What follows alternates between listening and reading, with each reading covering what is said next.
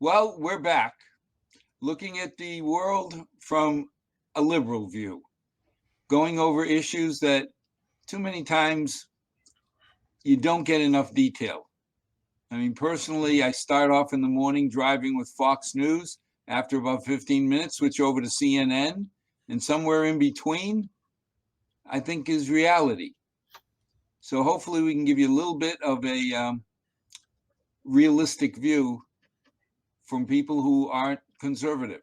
Why don't we start with introductions? Glenn? My name is Glenn Wiech. I'm part of the Milford Democratic Town Committee. Rand? I am Rand Barthel. I live in Mendon. I'm part of the Mendon Democratic Town Committee, and I'm also a climate advocate with 350 Massachusetts. And Christine? Christine Crean from Milford, part of the Milford Democratic Town Committee. I'm also on the State Democratic Committee, and all around liberal activist, I guess. Well, the hot topic today seems to be the verdict in Minneapolis. Somebody want to start off? Well, I'm exhaling after all that, even though there seemed to be an overwhelming amount of evidence that would support the verdict. I just wasn't sure what the outcome was going to be and was kind of holding my breath, and I'm relieved. It feels that justice has been served. I'm hoping many people will be satisfied with that verdict. Well, Glenn brought out a really important point. One person could have hung the jury. Mm-hmm. That was definitely a fear that a lot of us had, that there would be one juror that would not look at all the evidence, had a lot of preconceived notions about what had happened, or just had an ideological bent to not convict the officer regardless, and it would end up in a hung jury and possibly a retrial, and that would be the worst possible scenario, I think. I don't think there was any way that Chauvin in any way could be acquitted. He could have been charged or convicted of lesser charges, but a retrial, I think, would have been kind of a disaster.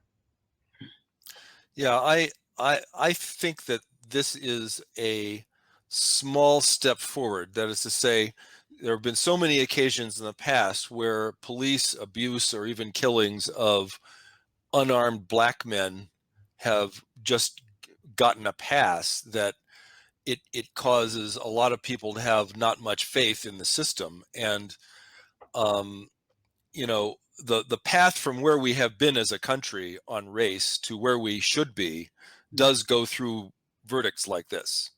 But you look at it another way, you know, you take a look at what did Derek Chauvin have to do to get himself convicted. He had to commit a crime that was just unbelievably sadistic, you know, with a look on his face, looking right at the camera, you know, with a look on his face that really said how untouchable he thought he was, and how completely indifferent he was to his victims' screams and pleas for mercy.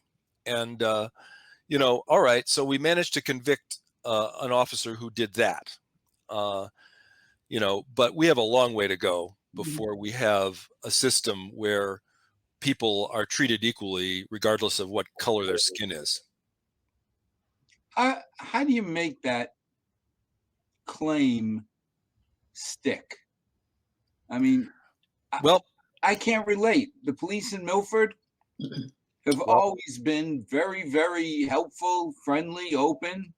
To you. You, yeah. That's what I'm going to say. Take a look at the color of your skin in the mirror the next time you're there.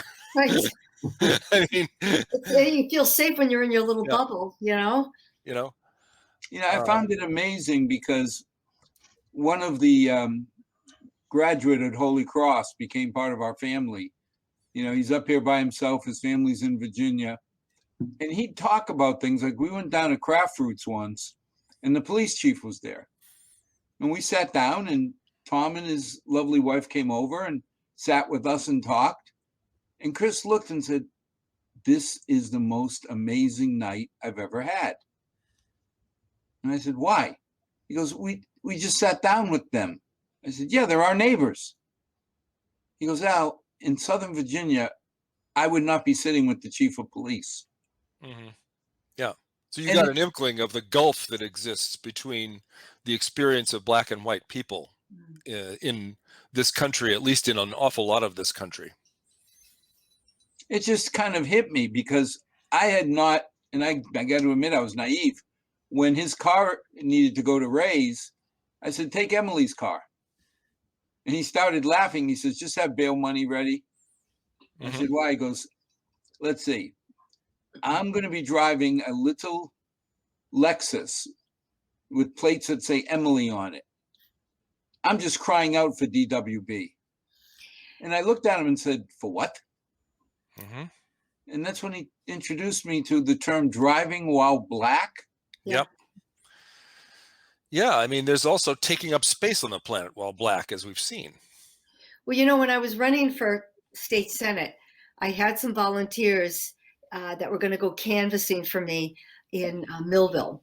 And these are Derek Sober's parents, and they were black. And they asked if they could get some identification. Usually when people, you know, volunteer, they do door knockers and they just, you know, put stuff on the door and hand things out. And they were worried.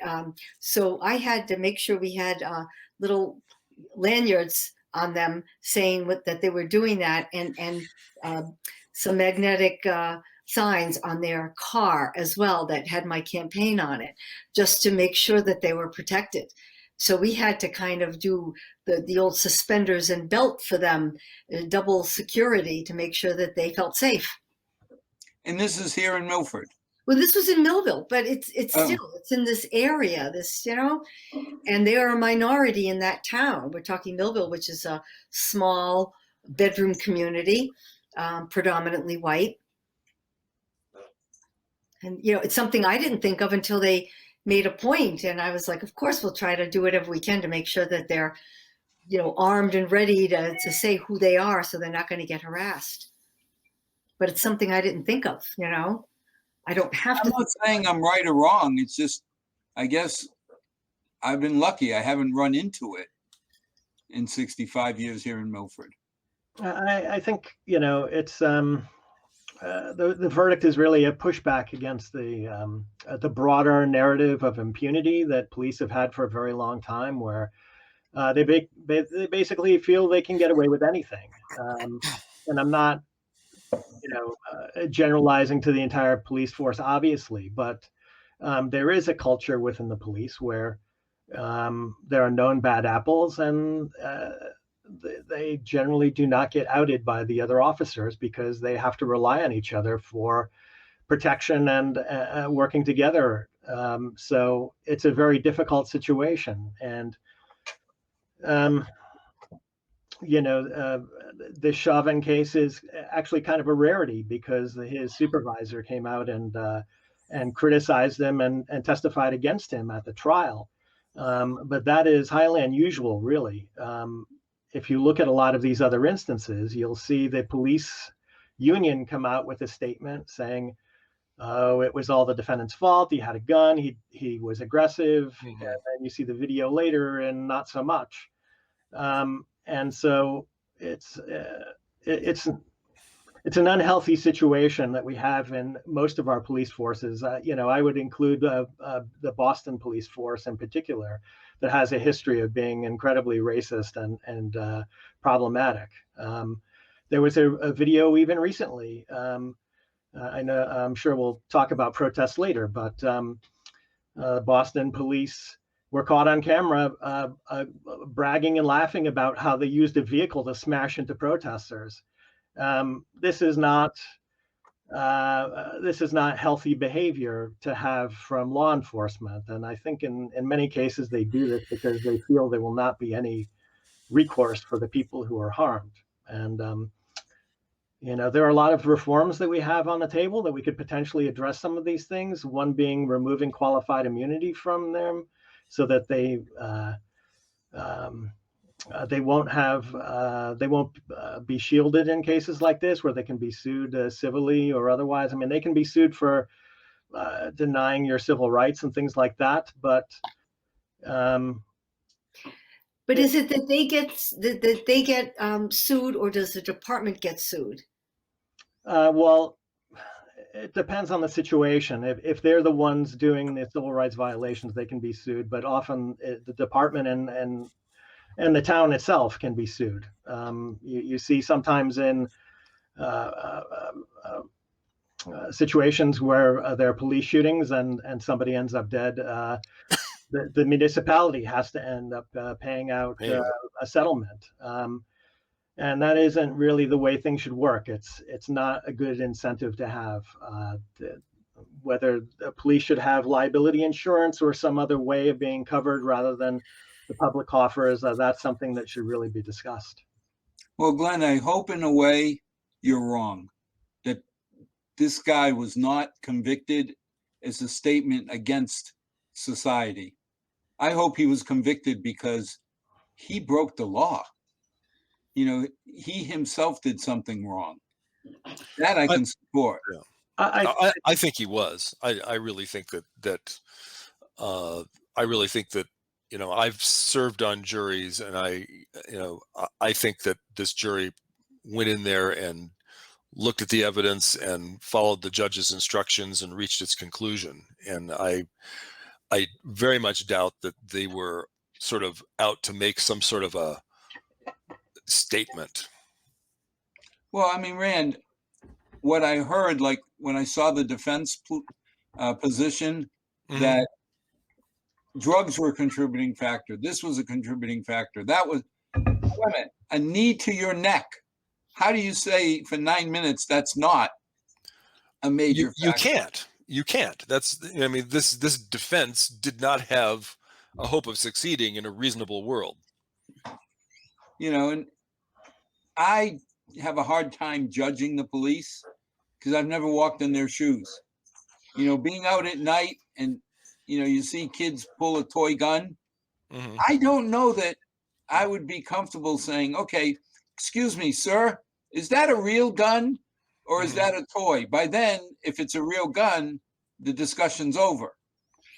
So we should look at it, though, not in situations. That's hypothetical. The situation that was tried, and it wasn't the police department that was on trial. It was this officer that was on trial. Yes. It was not about a gun. This man was cuffed. He had two officers. He was on his stomach, and there was no way he was able to fight back.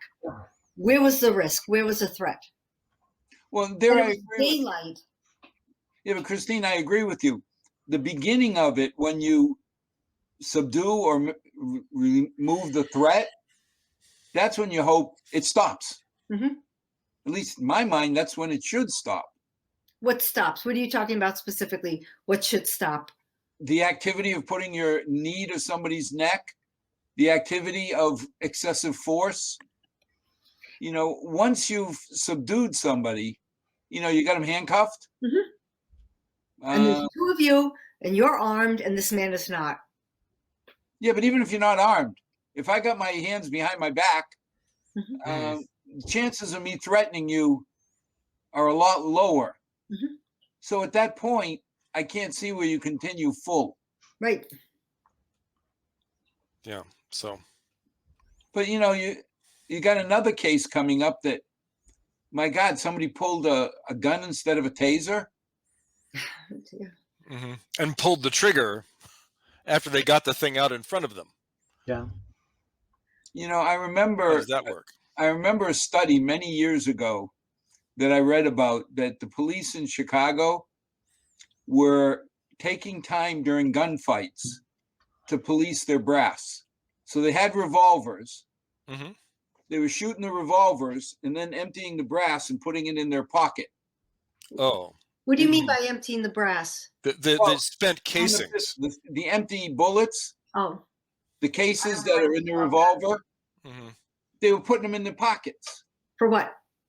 Well, that was the question. Why are you taking 1 or 2 extra seconds during a firefight? And when they studied the root cause, apparently that's how they were trained in the gun range. They weren't allowed to just dump their spent cartridges.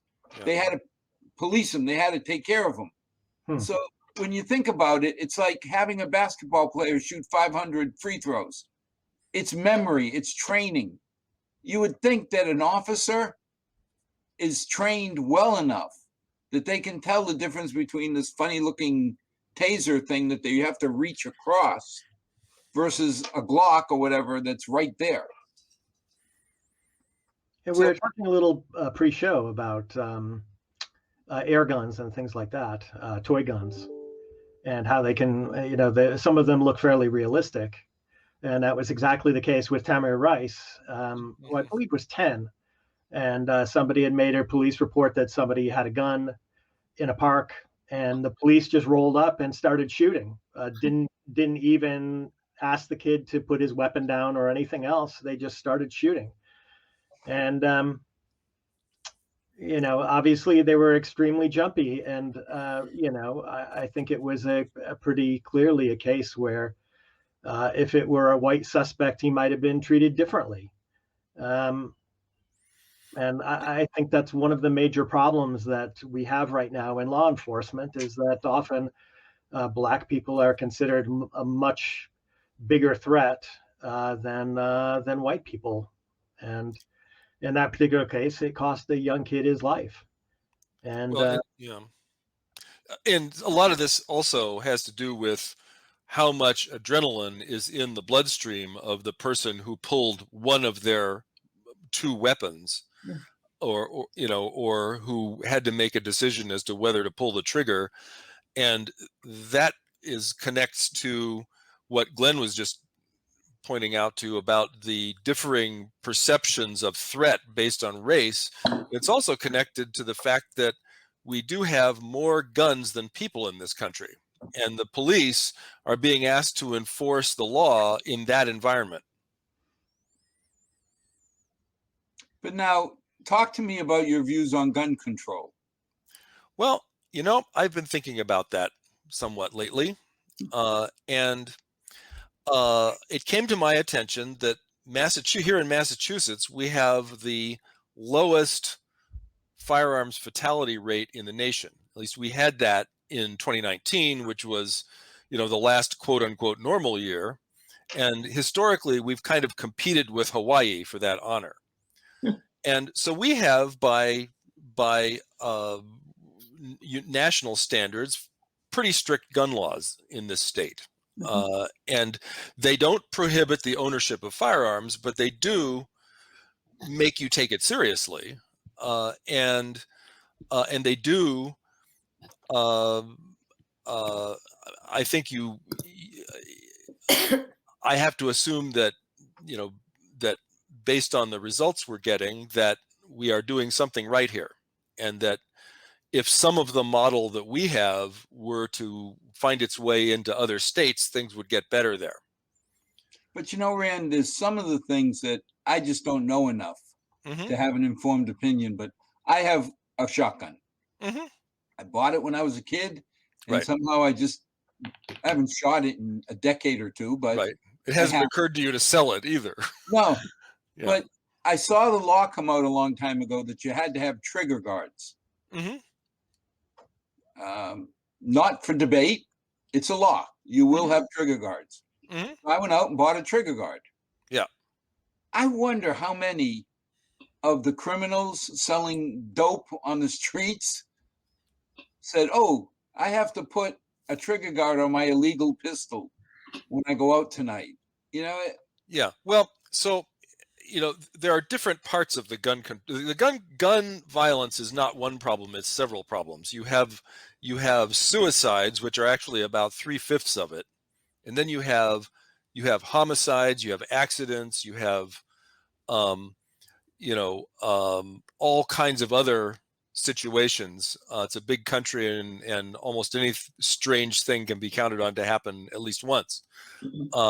And so, that particular law won't stop certain kinds of things. But, in the case of suicides, the thing about suicide is that if there is an accessible gun, it makes someone who is having suicidal thoughts much more likely to quote unquote succeed in killing themselves.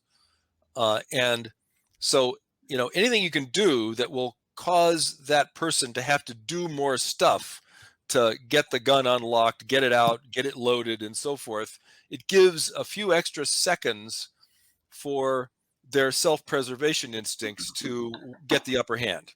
See, and I thought And- that was set up for kids. Well, and that's also an issue, is if I have kids a getting. in the house and I keep that trigger guard locked, Mhm.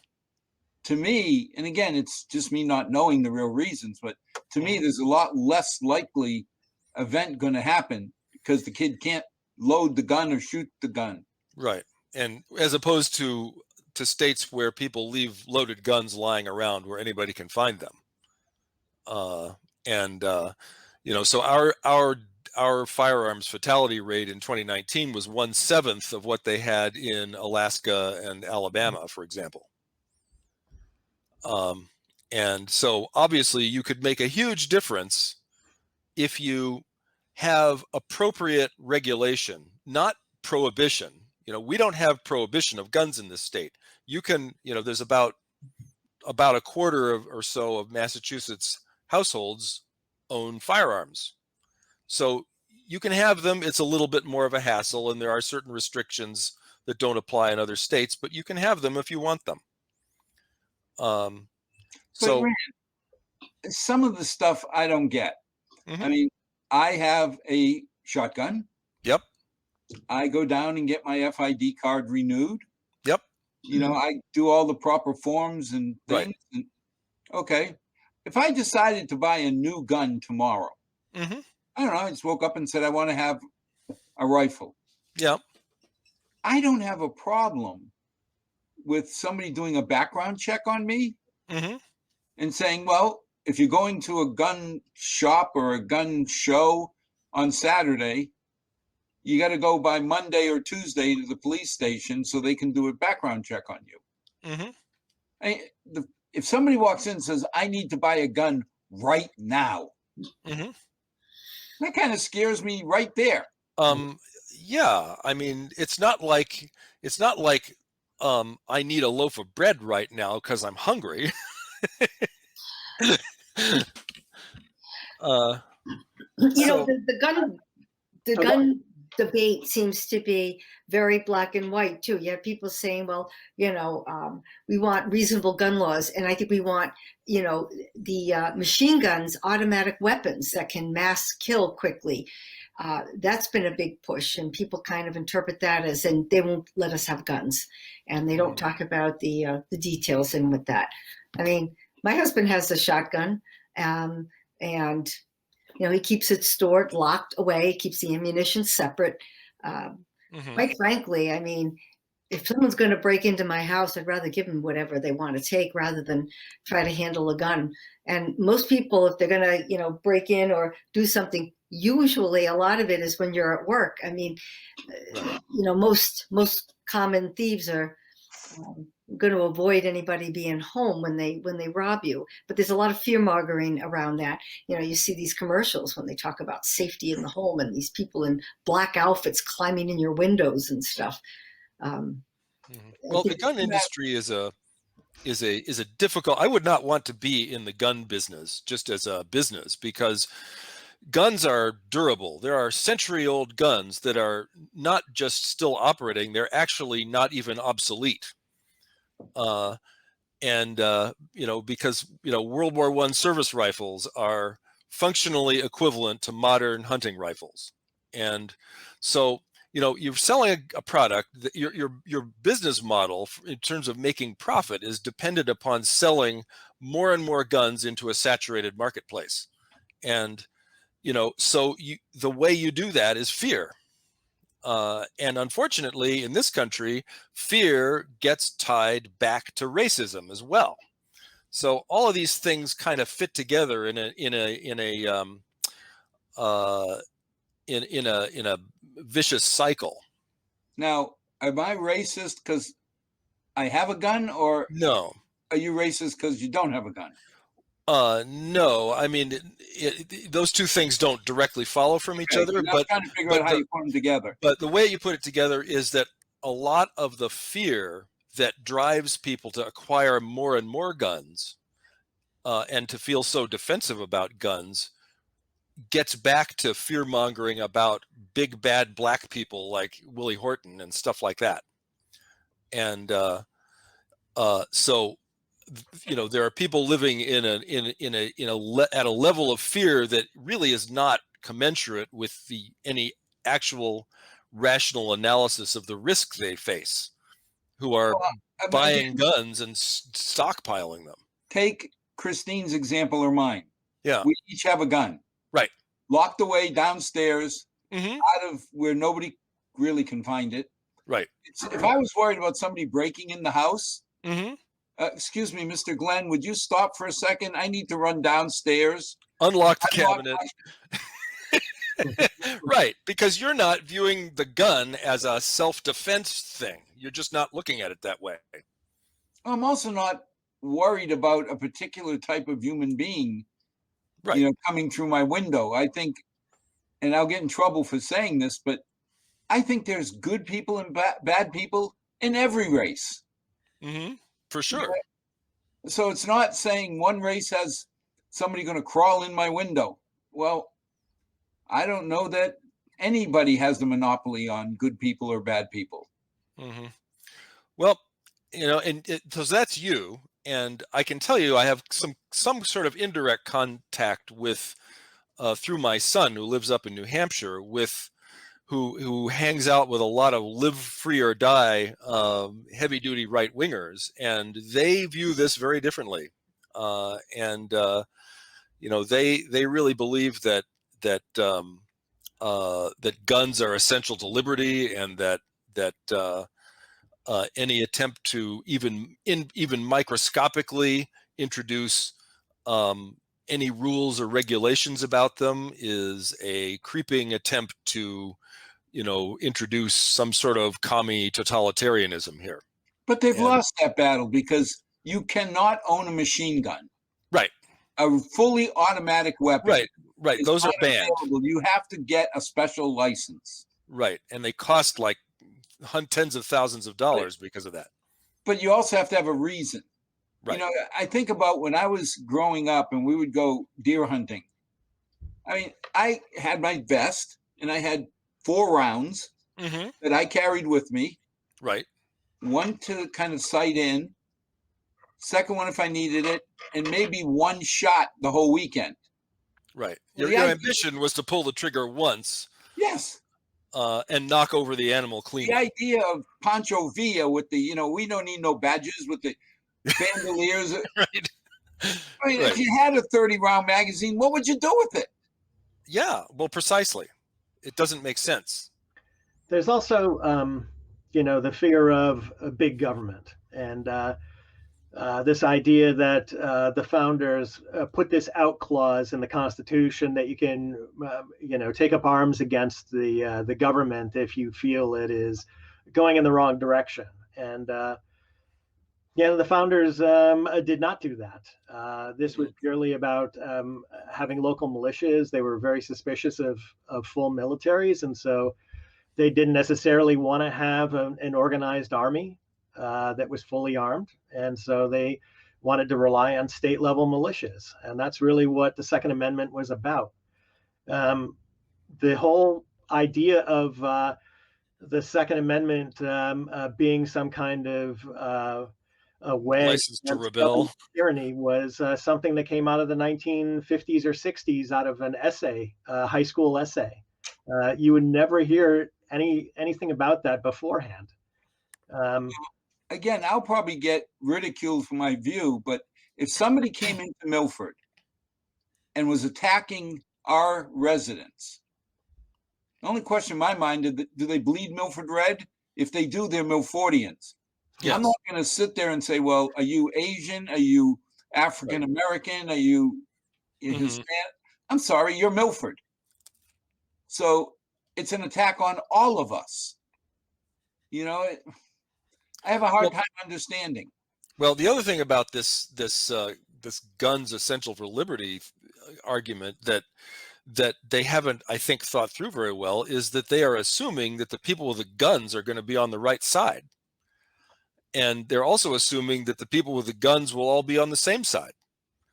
You know, we've just been through 4 years when, in my view, the people who are most vociferous about gun rights pretty much lined up behind a would-be Mussolini. And I don't think that's an exaggeration. And you know, it's I just don't think they've quite thought this through. I guess they sort of imagine that the only real people are people who think like they do. Yeah, but Rand, 50% of this country would say you're right, and 50% would say you're absolutely wrong. Correct. So the idea that the idea that 100 gun owners, in my mind, 50 of them would be to the left and 50 would be to the right, or close enough that if you own 30 guns and I own one, how many can you shoot at the same time? Well, yeah.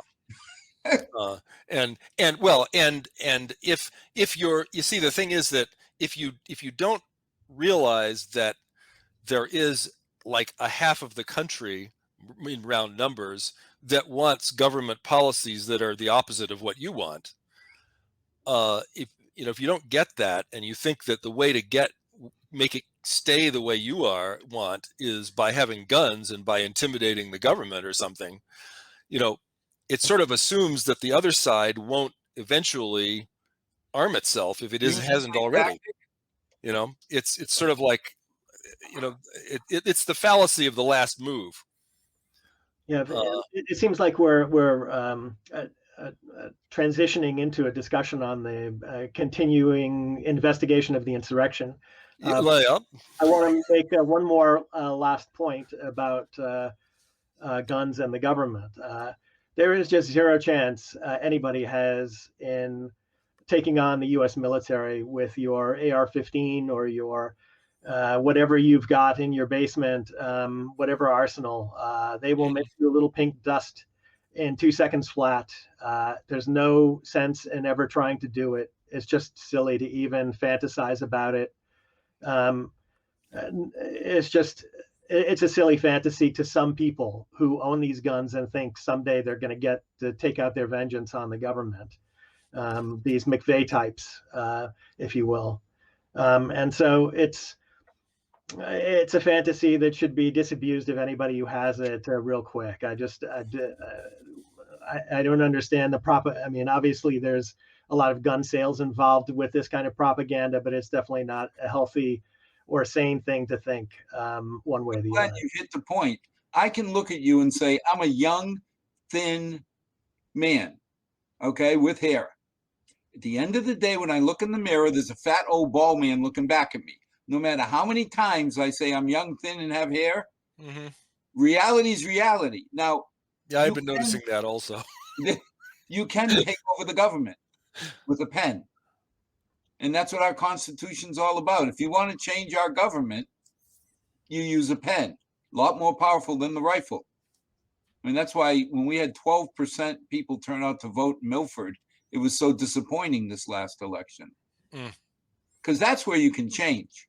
I don't care what color you are, that pesky First Amendment is still around to protect us and let people think what they want, as long as they don't mess with my beliefs. So as long.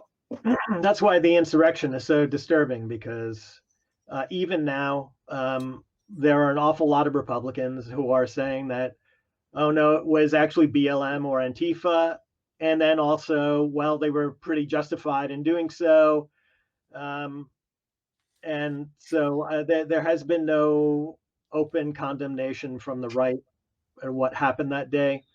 Certainly there are Republicans who have done so, but as far as distancing themselves from that activity, they've more or less endorsed political violence.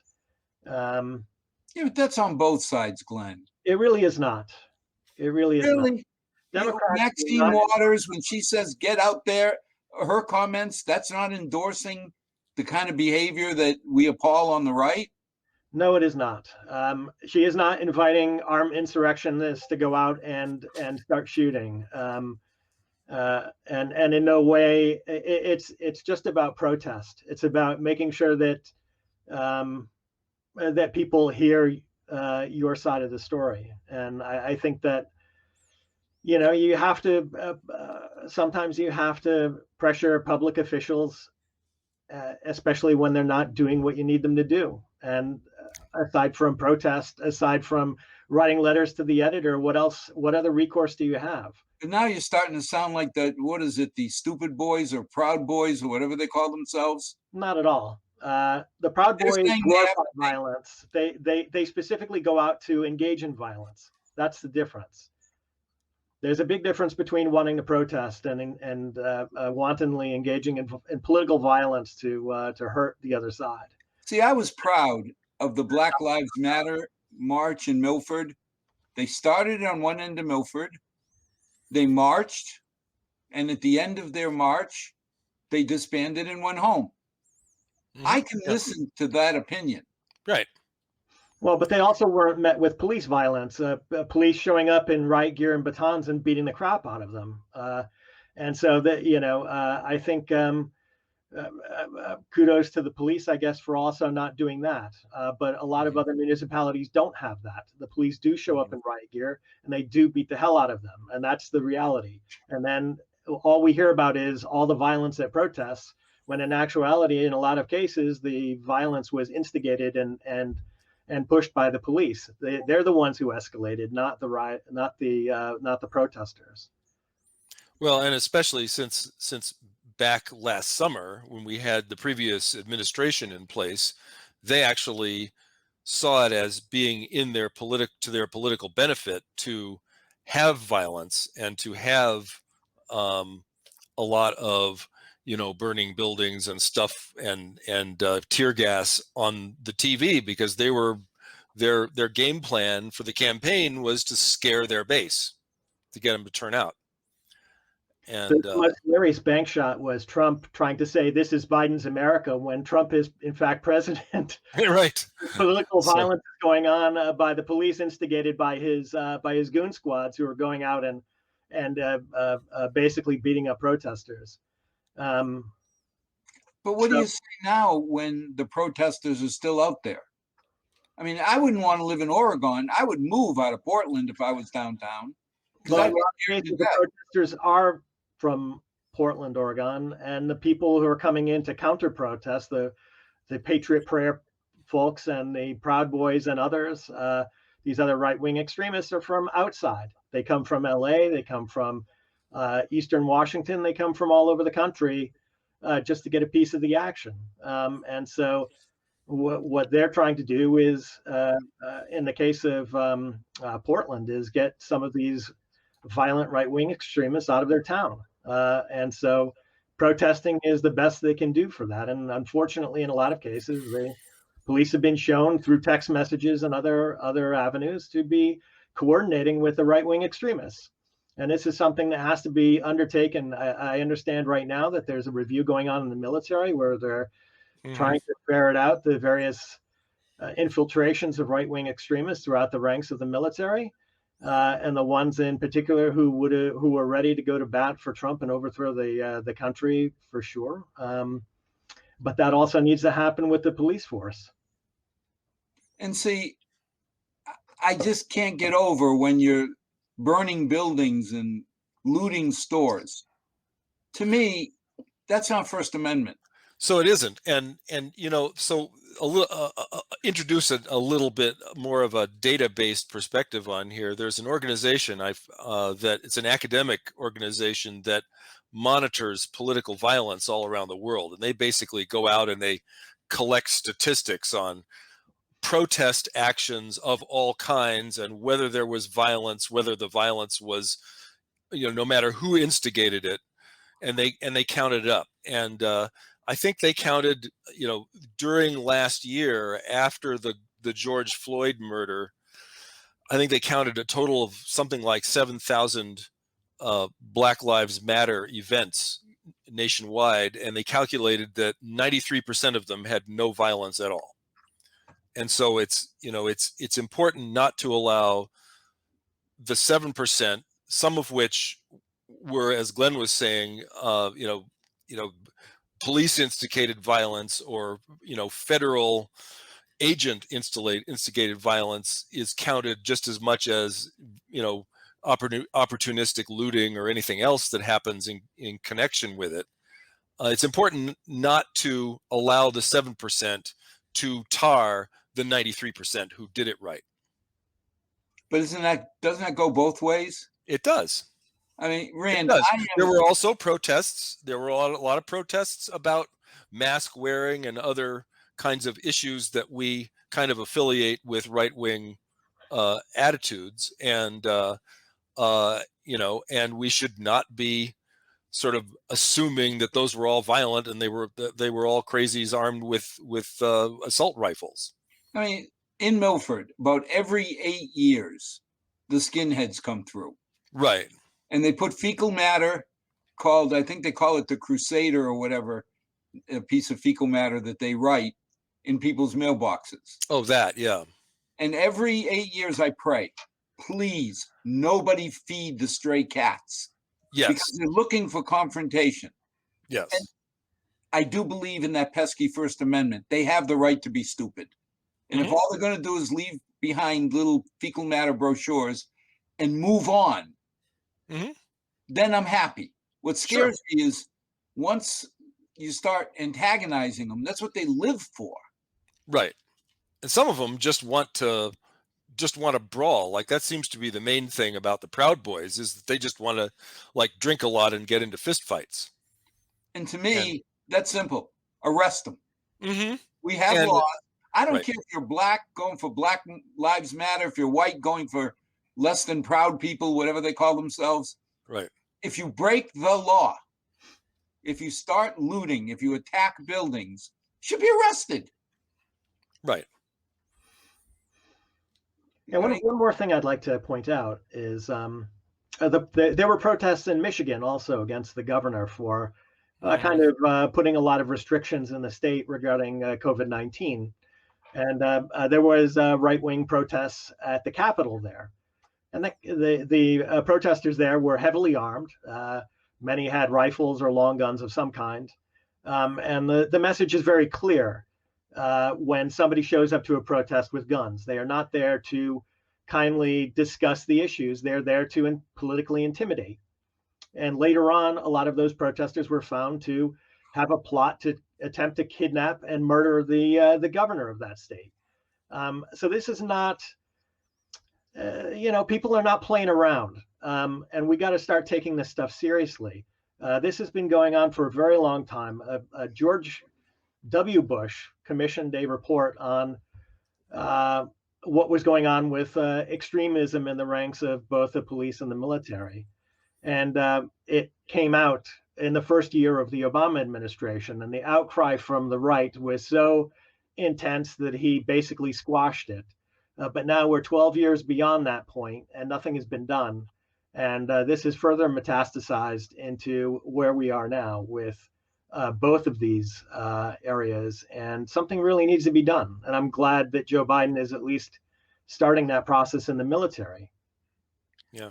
One other comment about that whole thing is that, in my view anyway, if you show up at a protest armed, you are by definition not exercising your First Amendment right to peaceably assemble and petition the government for a redress of grievances. You are just by being armed, you are engaging in intimidation, and that's over the line. To me, that's setting myself up for suicide by cop. If I show up with an armed pistol or an armed rifle, okay, who are they going to aim at first, right? That's it. All heck breaks out. Right. Can I blame the cop if I'm holding a rifle for thinking that I'm a bigger threat than my grandmother next to me holding knitting needles? Some of those knitting needles are pretty sharp. There you go. Glenn brought up a process. hmm Talk to me about what's going on in our borders. I mean, I can't send my service guys to go service pharmaceutical equipment without COVID testing and letters and all these rules about getting on planes. Mhm. But yet, I understand that if I come through the southern border, I can just come in. Well, I mean, you have an internationally recognized human right to come to the border and apply for asylum. That doesn't mean that you are entitled to get asylum, but you are entitled to apply for it. And that's a right that the previous administration tried to deny and actually did deny. And so you certainly have sort of a probably a pent up uh, number of people who wanted to do that then and who weren't able to now, in addition to the fact that the springtime is a more favorable time if you are going to try to walk across the border because the desert is less lethal than it is in the summertime. And so there are a number of things coming together here. And I think that the administration has got a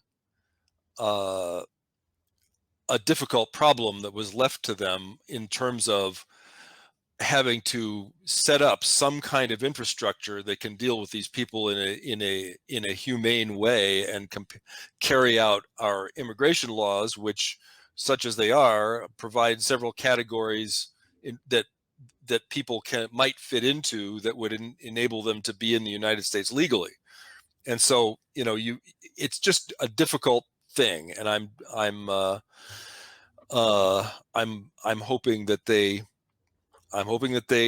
get it right, and I hope that we can have some kind of a sane approach to immigration in the future. I just don't understand. I mean, I heard everything Trump did was wrong by not letting people come across the border and releasing them into the US. Now I'm hearing everything that Biden is doing is wrong because he's telling people, I won't deport you. So they come, and I Now they guess have to stay. and Well, let them go. that's not entirely okay. So there's a couple of things going on here. Number one, there has been a ramping up of people showing up at the border, and it didn't just happen from the beginning of the year. It's been happening for well over a year. So this is there is a ramp up of cases of people showing up for asylum at the border. The Trump administration had been slow walking all these cases and essentially putting the people into camps, such that now there are something like tens of thousands of people down there. And so to Biden's discredit, initially, he did not want to change anything to speed things up or to change some of the policies regarding who would be let in and who would not be. I believe he has changed that since then. But nonetheless, we still have these camps where, and I believe they're building more just because of the sheer number of people that are showing up. And I think if you look at where they're coming from, I can understand why they're coming here. It's not just because they want a job or because they want a better life. It's because their homeland has been made a hell by largely our imperialist ambitions, where we've basically overthrown their governments. We've subverted democracy in the country. We have corporations running amok there, and in many cases they have fascist dictatorships, like in Honduras. And so it's sad and ironic that a lot of the problems that we ourselves have created, we don't want to actually deal with. The humanitarian crisis that shows up at our border. And don't forget the effects of climate change, which are exacerbating droughts and I think, what was it? Some of these really powerful hurricanes hit that area as well. And so, if we have to assume that that climate change will get worse before it gets better, and that will inevitably lead to more people trying to migrate from places that are no longer livable. But I And, don't. I guess what I don't understand is these people are showing up at the border. We stop them, and then we say, "Okay, go find a place to live in the U.S." I mean, I how don't who's know if taking we're doing care catch and release anymore, quite honestly. I think in many cases they end up in some of those camps on a temporary basis until their basic initial case can be adjudicated. They're saying, Or, Glenn, that's 3 to 5 years. what's that? I was reading that some cases it's 3 to 5 years to catch up on, somebody walking over the border today. mhm. Well, of course, there aren't enough immigration judges and lawyers to process the cases. And so it takes time to ramp that up. And so you're always playing catch up. And you need other people to, work on trying to find out if some of these people have relatives somewhere in the United States that they could stay while their cases are being adjudicated. And this is not simple stuff. It's not one size fits all. And also, the people just don't disappear and not show up for their court date. Slightly more than 2/3 show up for their court date. So it's not like we just let the people in and they just disappear. That doesn't happen. Well, what worries me is you get a kid coming over the border and they're put into whatever we call them, internment camps or Holiday Inn camps, whatever they want to call them. Who takes care of the kid afterwards? I mean, if he or she doesn't have family, what happens to the kid? That's a good question. Well, there's an Office of Refugee Resettlement, ORR, I think, that winds up with a lot of those cases where there's no identifiable family that is found to be suitable for a minor to go and stay with. Then you have to do something, and it's we have that problem with people born in the United States. There are people who whose parents have either died or broken families and so on. A certain amount of that happens here, as we know. And we can't take care of our own kids. Well, and we do not do a good job of dealing with that. I'm prejudiced. I'm more likely to want to help American kids than kids coming. And I know it's a terrible thing to say, but we can't take care of our own kids.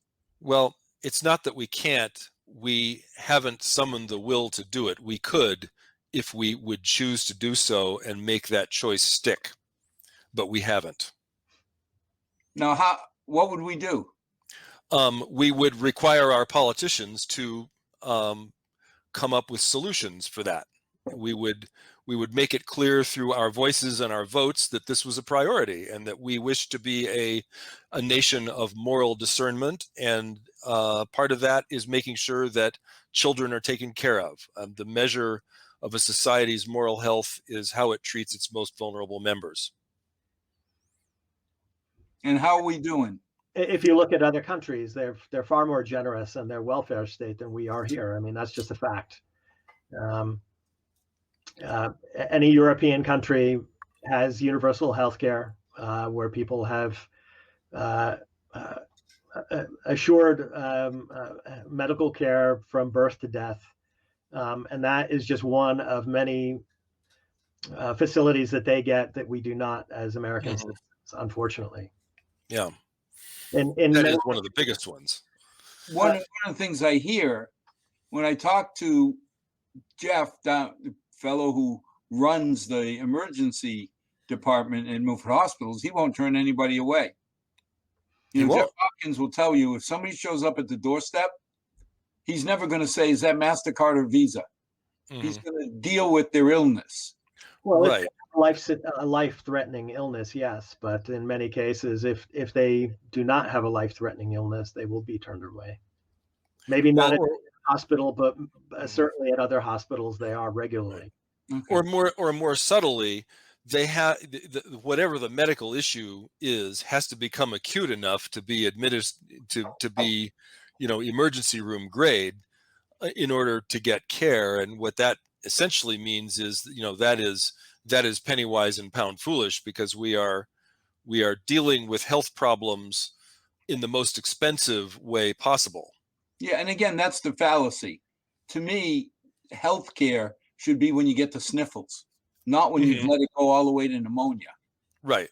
Yeah, you have to stop it before it gets that far. Right. So yeah, no argument there. And I find it amazing. And Glenn, you're right. There's universal healthcare. Now, someday we ought to talk about that, because when I lived in France, I thought socialized medicine was the best thing in the world because we didn't have it. So Sharon got the sniffles. You got American Blue Cross. She was in within days. Her girlfriend's got the same sniffles, 3 months. So, there's pluses and minuses. And I got to admit, it all looked great on the outside until you wanted care. But well, I think they have a vastly different view of their healthcare system than a lot of people might hear. They any real care that you need, if you are having a heart attack or that'll be taken care of. Well, it certainly would be immediately. It's more the electives, elective surgery and things like that are subject to waiting times. I mean, I know if I want to have some kind of exam, it would take me 3 to 6 weeks for me to get an appointment. Right. I know I've just had to go through that myself. On top of that, I would face the problem that, I work for IBM. I have good health insurance, but that doesn't mean that every doctor that I might want to see is enrolled in the health insurance that I have. And so, people who are working people in this country and have health insurance nonetheless face the problem that either when their employer changes health insurance or when they change jobs or something, that can mean changing who their physician is. And, and that's a whole extra, layer of nonsense that wouldn't exist in a system like what they have in France. No. I think that in that respect, having universal health care promotes, better medical care. Well, again, sniffles or pneumonia, one way or another, you're going to deal with it. Right. Well, we're coming to the end. The next show, we can start off talking about how do we pay for all these good programs. I'm getting a little nervous. I heard if you don't make 400,000, I won't increase your taxes. Actually, it's pretty simple, Al. We just fund the IRS properly, and we'll have $1 trillion extra every year because of all those tax dodging rich people who are hiding all their money. Yeah, but those rich people seem to be getting closer and closer. It was 400,000. Oh, now it's 200. It reminds me of when the alternate minimum tax came in. Mm-hmm. Yeah, it was only those rich people. Well, you're talking about new taxes. I'm talking about just enforcing the existing taxation laws that we are skipping out on $1 trillion every year because we don't have appropriate staffing at the IRS to investigate and ensure the taxes are paid. Well, that's just silly. I mean, if that money's there to be gotten, but we'll take it up on our next show. Yep. Thank you for coming on. And as always, to our 6 loyal viewers, may tomorrow be a better day than today. May God bless, and thank you for joining us. And thanks, Glenn, Chris, and Rand. Good night, all. Good night. Good night.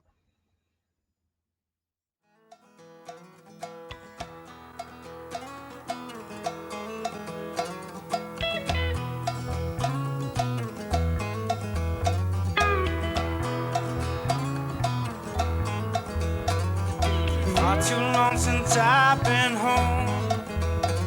Been running all my life just searching for my soul.